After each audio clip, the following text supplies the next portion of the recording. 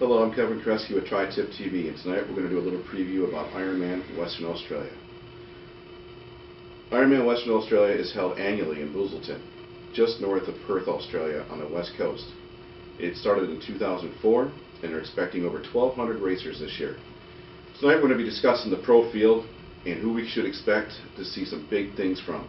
Last year's winners were Tim Burkle for the men, and now Gina Crawford. Back then she was Gina Ferguson. Both of them are coming to defend their titles, and I think potentially they can make it happen. They can make another win, maybe another run to win this thing again. Jason Shortis, who won second place for the males, is back here this year. Patrick Varney, who won Ironman Australia this year, is here to race. Jimmy Jensen took fourth place here in Western Australia. Courtney Ogden had a DNF last year.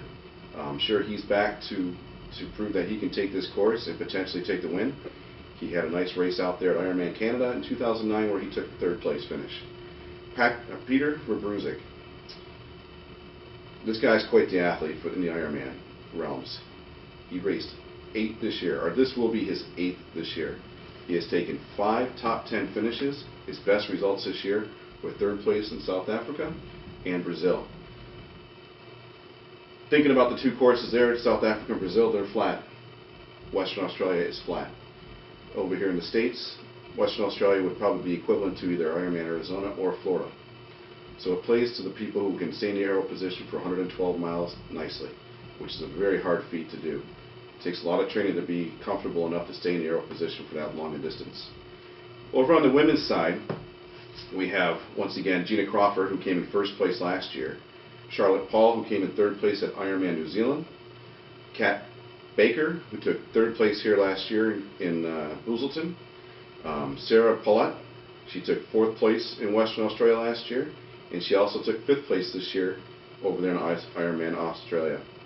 Nicole Ward, who took second place in Ironman Japan, is here to race. And Lisbeth Christensen, she had a DNF here last year.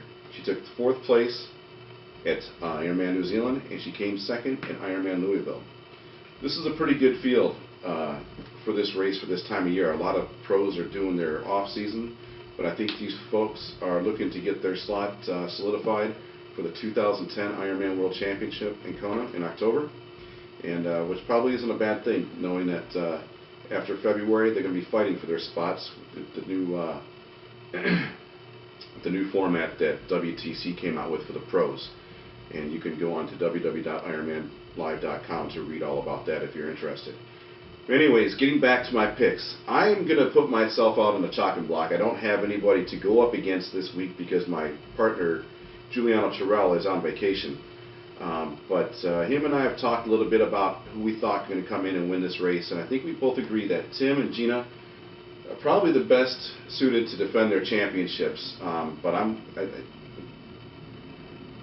But we could be wrong, but I'm going to stick my neck out and say Tim Burkle will repeat, Gina Crawford will repeat.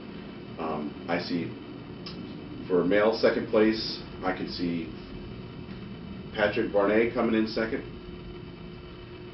Courtney Ogden coming in third, and Peter Verbruzek taking fourth for the males. For the women, Gina Crawford, Charlotte Paul, Lisbeth Christensen, and Nicole Ward in that order, taking the top 4 spots. The race is only 2 days away. I know the athletes have been twittering, they've been blogging, they've been Facebooking, and they're all happy to be there, and it sounds like they're all in good health, so it should play out to be a really good race in Busselton. So stay tuned, and the results will be posted immediately following the race. Have fun, be safe, train hard, race hard, play nice.